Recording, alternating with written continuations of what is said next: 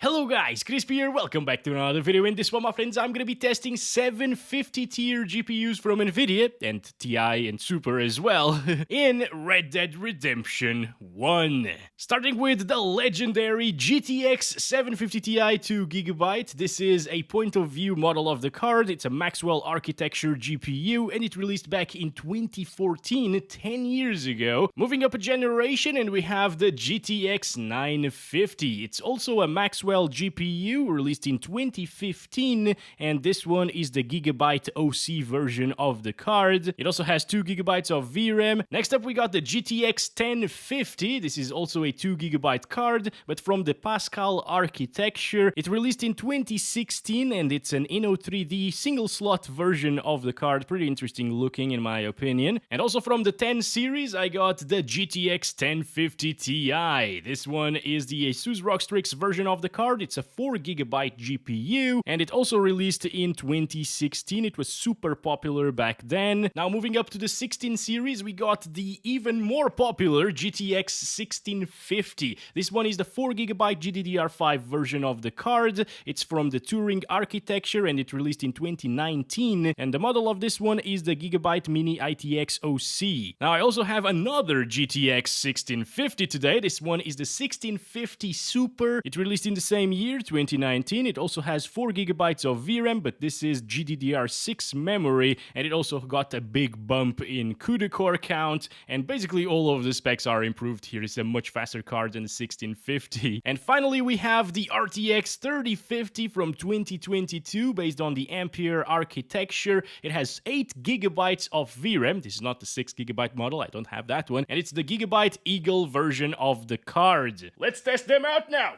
shall we? And the legend is installed, my friends. The GTX 750 Ti 2GB is here with the latest Nvidia drivers. I'm not manually overclocking it. You can see all of its specs here in Tech Power-Ups GPU Z. And over on the left, I am pairing it with a Ryzen 5 3600X and 32GB of RAM. I'll be using this test system up to the 1650 Super in this video, and then I'll switch for the 3050 because that's a PCI Express 4.0 card, and this motherboard is only 3.0. And let's go over the settings first. I'm starting at 1080p resolution with the max settings, but a lot of you have told me that the shadow quality has a huge impact to performance, and it looks pretty much the same on high, so I'll also try that out, okay? But here on complete maximum settings, aside from motion blur, the 750 Ti is still capable of running this title absolutely fine. As you can see, start counting our FPS, it's dropping into like the 30s, 40s, lower 30s at times maybe on the minimums, but it is super stable. As you can see, no stuttering issues whatsoever. Why are you people screaming? What is going on? I will hit you if you don't shut up. Come on, get out of here. Okay, there we go. Oh boy, people are fighting me. No, let's go outside. Let's go outside. Okay, getting 40-ish frames right here. This area is pretty intensive from what I've seen, at least in the early game. You know, it's a little town with a lot of buildings and so on. It runs it like a champ, my friends, okay? And I mean, that's kind of expected since this game is so old. It's 14 years old. It's released back in 2010. But by today's standards, some developers actually port their games to PC, old games as well, and they run like crap. You know, this is not one of them, and I really like the fact that it runs very well, even on a GTX 750 Ti. It's pulling 30 watts of power, which is absolutely amazing. This is why I keep recommending this card for low-end gamers and people with very low budgets. Like, you can buy it for 20 bucks. It doesn't require a 6-pin power connector. It consumes 30 watts of power. Right? It's insane. Its rated TDP is actually 60 watts, but it consumes way less than that. That's what makes this card a legend, you know? Decent performance in old games, and esports titles as well, like Valorant, Dota 2, CS2, and the very, very low wattage. It's incredible. So the 750 Ti did not disappoint, but let's check it out with the high shadow quality here. It jumped our FPS from 47 to 60 frames per second, so that's quite a big jump actually. Wow. Okay, in terms of shadow quality itself, it seems like it is very similar. Damn, guys! So turning down the shadow quality setting by 1 notch, which does not affect visual fidelity from what I can tell, at least over here. it puts us at 60 frames per second from like, what were we getting, 40 something, low 40s here.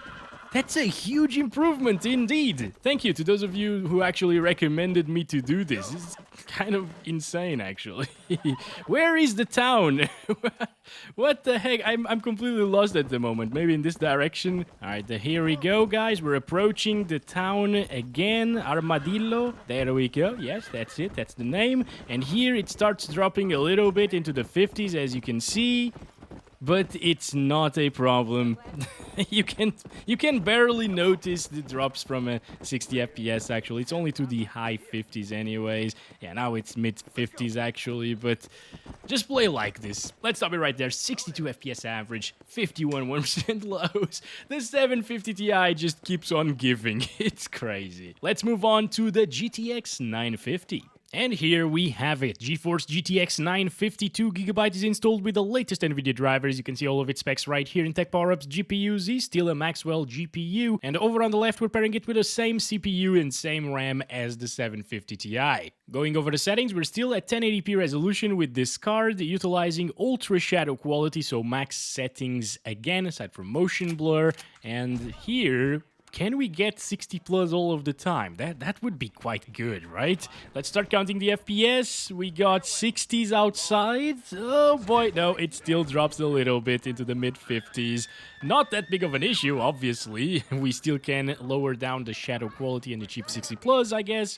But I was thinking, yeah, maybe the 950 can do 60 plus all of the time, but apparently not. We're getting 70s, 60s, mid 50s inside. Getting out over here in the road, we get like lower 50s. Not terrible, honestly. It's still definitely a very playable experience, right? Anyway, a lot of people think that the GTX 750 Ti is very close in performance to the GTX 950. Mistakenly so, because this is quite a fast GPU compared to the 750 Ti. It's around like 40% faster or so, if I remember correctly, and it shows, right? The 750 Ti was dropping into like the 30s, around bushy areas, or like low 40s, I guess, and it dropped down into the 30s in the town area as well. This one is comfortably above 50 FPS all of the time. What is going on here? Oh, they're laughing and stuff. Good stuff. Can I join you and sit here by the fire with you, guys? Can I? I can't. Why? Can I steal your horse? Yes, I can. There we go. Let's go. Goodbye, Bob. I guess that's Bob with a hat, right? Oh, both of them have a hat. Obviously, like, everybody has hats in this game, I guess. Let's go to the town area again, guys. This is a pretty solid experience. There's no need to drop down the shadow quality setting unless you really want 60 plus 100% of the time, which should be possible here. So let's try that out. Here we go. Just dropping this one single setting here to high. And instead of getting like 50-ish frames per second in the town area, we're up into the 70s. This is solid. Okay, I think I would choose to play like this, honestly, guys. Just lower down that shadow quality setting and it's going to be perfect. In Red Dead Redemption 1. Granted, again, guys, this is not a very visually impressive title, obviously, so it should run well on these old GPUs, but I'm glad it does, because I thought it was going to be really, really hard to run, especially after checking the requirements, but again, like a 950 is supposedly below system requirements. Oh, this is Bob's Rock, actually. We should definitely check him out and kill him. Let's go.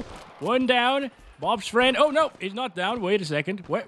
Now he is coming down, actually. Okay. Why did he come down from there? Oh, he had a good point of advantage, I guess. Let's go. Let's go. Let's go. Kill all of them bastards. Come on. Come on. Reload. Reload. Okay. Okay. Now, there's my friend over here. He's also fighting them bastards. Let's do this. Yeah, the GTX 950 is basically flawless, guys. We're getting to Bob's house right now. Let's kill the bastard. Here it is. Hello, Bob, and goodbye, Bob. There we go. Falling to the ground like that. Beautiful.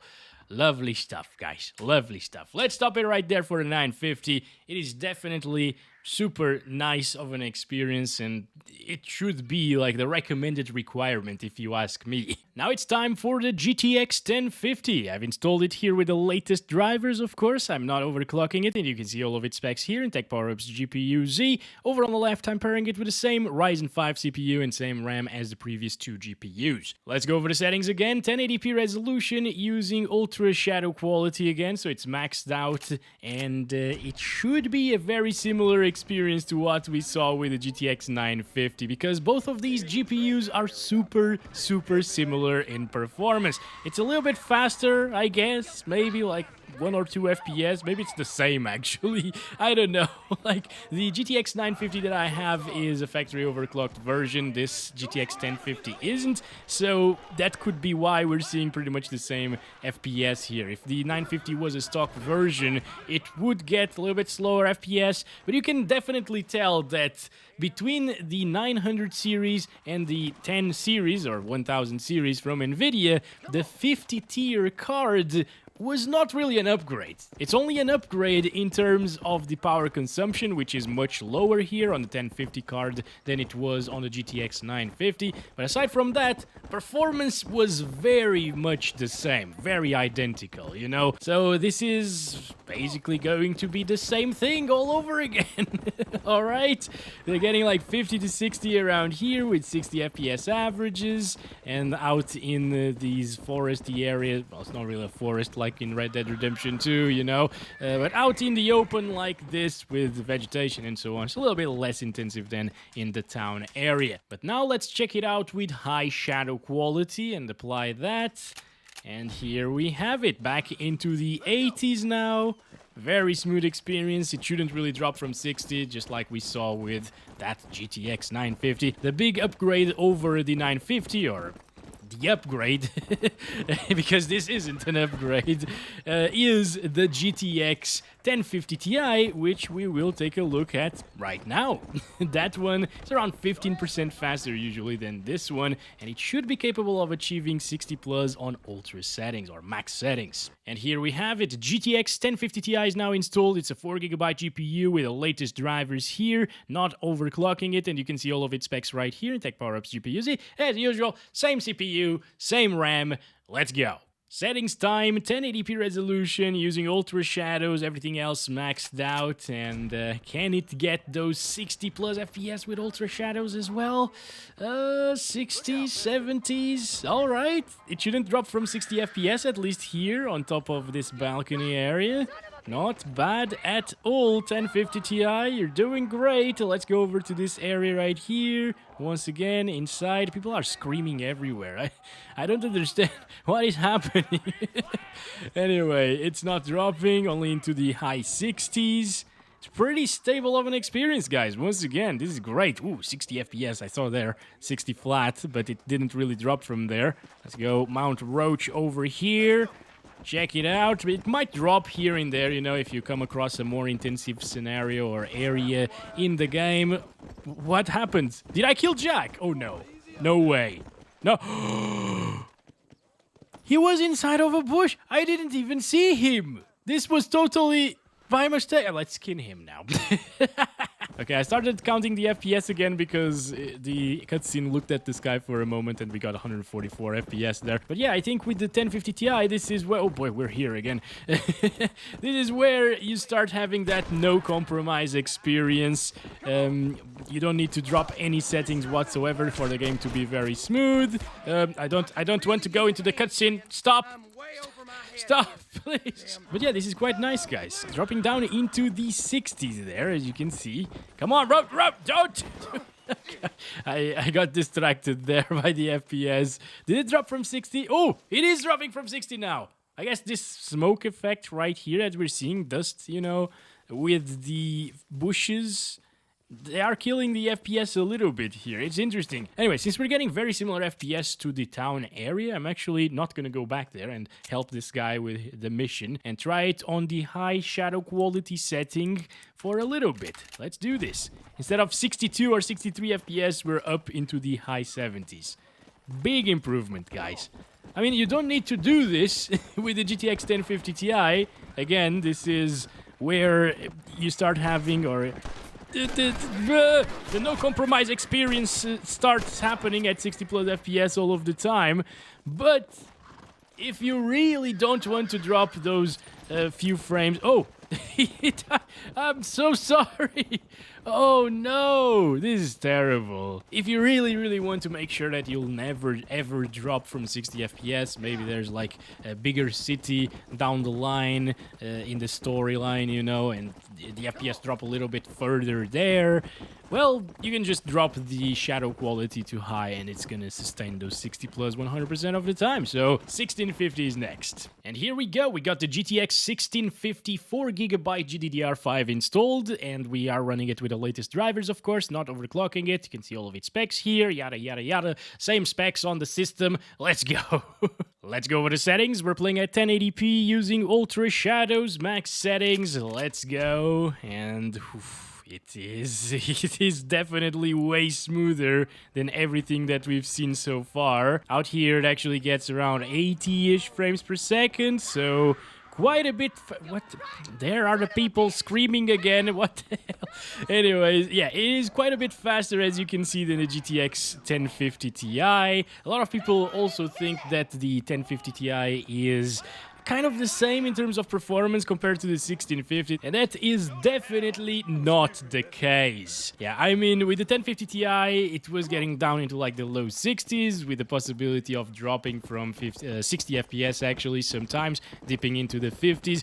I don't think we have any possibility of dropping some frames with the GTX 1650 GDDR5. And of course, if you have the GDDR6 or the laptop version of the 1650, which also runs GDDR6, they are a bit faster than this one. Also, guys, I have been checking out some comments while I'm making this video in the downtime, installing drivers and so on, and a lot of you seem to have CPU bottlenecks in this town area. And I'm not really seeing it. I mean, I'm using a 30... What? That's screaming, dude. I'm using a 3600X, which is not... Whoa. It's not a very recent CPU at all, right? It is kind of overkill for the GPUs that we've tested so far. But yeah, it's not a very strong CPU, and I haven't really seen any CPU bottlenecking scenarios yet. So I don't know what's going on with that. Maybe you just reached a bigger town or something like that, and then it becomes CPU bound, but I'm not really seeing it. Come on, like, CPU can do a fine job here. It's maxing out the 1650 at 99% all of the time. But yeah, guys, if you're deciding between a 1650 or a 1050 Ti, always go 1650. It is way faster, and at the same time, it consumes the same or less power than the GTX 1050 Ti as well. As you can see there, 60-something watts. 1050 Ti that I have also consumes around this, but yeah, it's more efficient of a card and a faster one, and it shows. Let's move on now to the super variant of the 1650. And here it is, installed in our test system, GTX 1650 Super, latest drivers, not manually overclocking it. You can see here all of its specs, and it's a GDDR6 card. Okay, this has 4 gigs of GDDR6, so it's not only getting a bump in CUDA core count, but also in that memory type and speed and so on. And over on the left, well, still the same Ryzen 5 3600X and 32 gigabytes of RAM. And well, this might be the first card that we try at 1440p, but first, 1080p resolution using maximum settings, and look at this over here. It's nearly at the 144 FPS cap. Actually, it reaches it sometimes. Start counting our FPS, 90-something% GPU utilization, so it's still not a CPU bottleneck, although, yeah, looking in this direction, it is becoming CPU bound. Interesting, but it's still with 90-something FPS, so not really that big of an issue, and most of the time it is not CPU bound, even with the 3600X. Anyway, around here in the open area outside of the town, we get 100% GPU utilization and 90-something frames per second, so around the same as we were seeing before inside of the town area.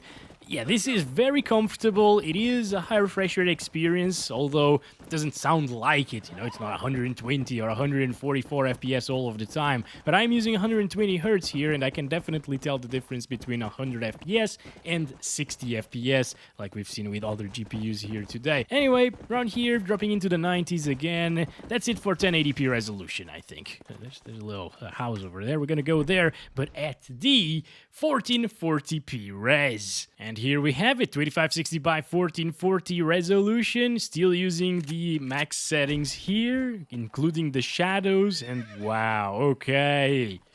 Now this is... Oh, we finally found him! We finally found him! This is awesome! It's the true Jack, my friends! Stop, Jack, I don't want to kill you. Oh my god, dude! Give me a hug! Give a hug to El Crispo, Jack! Get over here, come on, what is happening?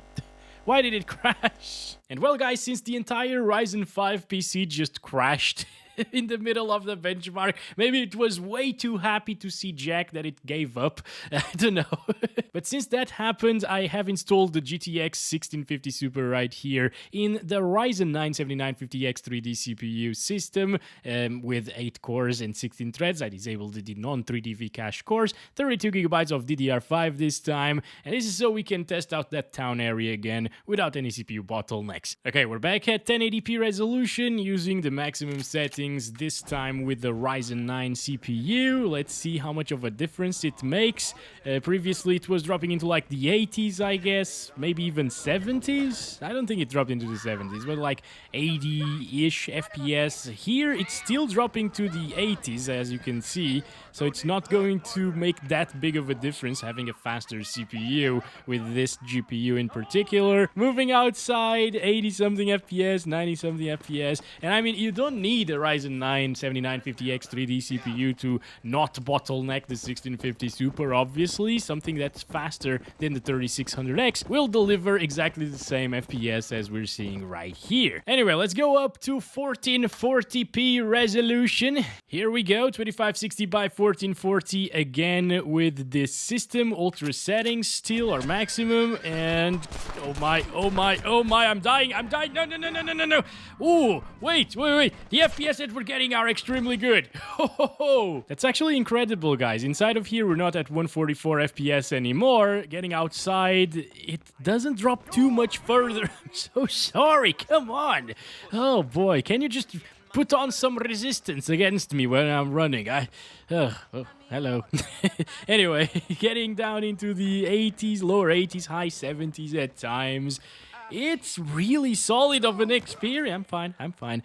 Yeah, it's very, very solid. Even at 1440p, this is awesome. This is actually getting the same FPS at 1440p as the 1650 did at 1080p resolution, I believe. So quite a beast of a card compared to that 1650 GDDR5 version. All right, anyway, let's go. Oh, that was a hit. Oh boy, okay, I am hitting these bastards from here. This is great. Headshot. Hello, let's go. Wow, that was awesome. Usually I miss a lot of these shots, probably because they're shooting at me, because of suppression or something maybe. I have no idea. Well, I guess since we've killed so many of them, wow, nice little dodge right there. We should go and kill Bob, right? Please, save my daughter! Boom! I saved your daughter! No problem, man. Everything is going to be okay, especially with 1% lows of 69 FPS. That's very nice indeed, my friends. You know what? Let's move on to 4K resolution. I was gonna say let's move on to the 3050, but I guess this is going to work just fine at 4K. Yeah, getting 50s around here. So not amazing performance, but still definitely playable, right? At this point, we're matching what? The GTX 750 Ti? Ooh, wait a second. Some of the textures are taking a long time to load, I think. Or they're not loading properly at all at this point.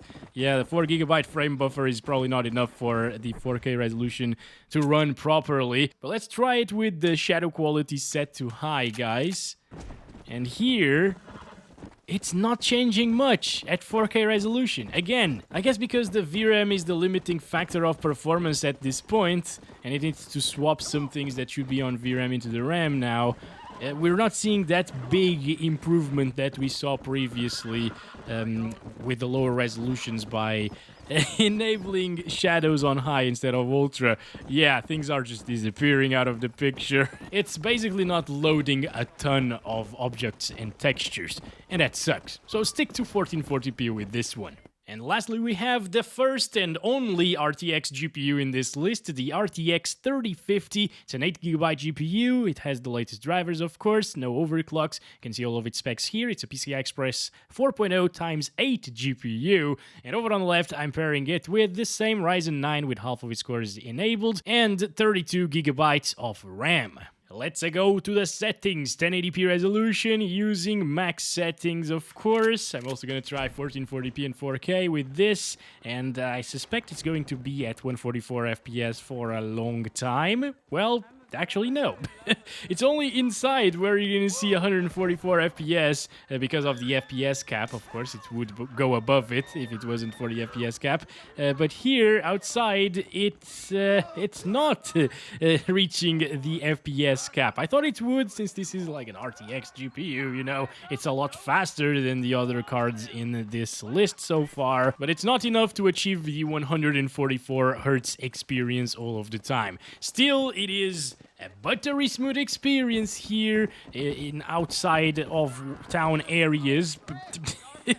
It will not drop from 144, as you can see. It's getting capped 144, 145 at times. Still with 99% GPU utilization, which is interesting, but now it's starting to fluctuate a little bit. So yeah, open space areas are definitely not as intensive. This is where I'd really like to have seen that ray tracing preset or something like that, so we could actually utilize it in the RTX GPUs, because the 3050 is like the slowest GPU that supports ray tracing aside from the mobile market with the RTX 2050, you know, and aside from the 6GB 3050, which I don't have still, but I think it would still be capable of playing this game with some RT lighting and RT reflections or shadows, ambient occlusion, and so on.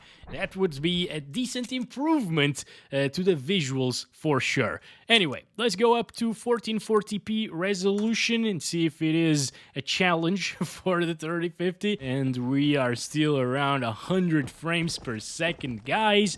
Absolute buttery smooth experience. So, oh my, that's really fast. What the hell? Oh, some of the horses here just seem like they're broken for some reason. Probably just animations from 2010, you know. It has its charm, for sure. A lot of people have told me, like, I don't care about the visuals. You know, the story, if the story is great, that matters 99%, okay? I also don't care about visuals too much, but these are a bit too low for my taste, and having that ray tracing preset or just a little bit over ultra settings preset would be nice to have. Anyway, around here, it's getting pretty decent FPS still. I wonder what these people are doing in the middle of nowhere. Like, alright, come on. Maybe they're just traveling around. Alright, good stuff, buddy. Give me money. Honor, I got honor. I want money. Give me, there we go, $4. Good stuff. If we keep on collecting money and helping people around the map and so on, we might be able to have the funds to buy an RTX 3050 in this game. Actually, no, the 3050 is horribly overpriced. So if you have money for a 3050, look elsewhere. RX 6600 is a very good option, by the way. 3050 is a bit weird when it comes to that pricing. It's not well priced whatsoever. It was the cheapest card that you could buy during the pandemic, of course, and a lot of people bought it then because there was nothing else available, and this did the job somewhat. But now, it's time to let this GPU fall in price, Nvidia, please. Anyway, I'm not seeing them doing that, unfortunately. But let's stop it right there. This is the 1440p experience. Absolute butter smooth, 95 FPS, 1% lows. Yeah, this works really, really well for Red Dead Redemption 1. Let's go up to 4K next. And this is it, 3840 by 2160, max settings still. And we're getting 70s in town, my friends. Okay, this is pretty decent. Yeah, again, it just goes to show you how off the freaking game requirements are for this game. Why does it ask for a 5700 XT, which is equivalent to a 3060, which is much faster than 3050, okay? Or the RTX 2070, which is also much faster than 3050. Even the 2060 is faster than the 3050. Why does it ask for those? Are they using requirements for the 4K resolution? I don't understand. Even if they were targeting 4K resolution for the game requirements here in Red Dead Redemption 1, why have a 2070 there? That thing should get like 100 FPS in this game, even more probably. Anyway, with all of that said, you can indeed get 60 plus FPS all of the time with the 3050. Oh, not all of the time! It drops in these bushes. They seem to be very, very intensive here. Way more intensive than the town area, apparently. But yeah, it's only inside of the bushes. Don't go inside of bushes and everything, it will be alright at 4K resolution. Thanks very much for watching this video. I hope you enjoyed. I'm sorry if I missed some 50 series GPU, but you know, I don't have all of them. And I'll catch you in the next one very soon. As always, love you all. Bye-bye.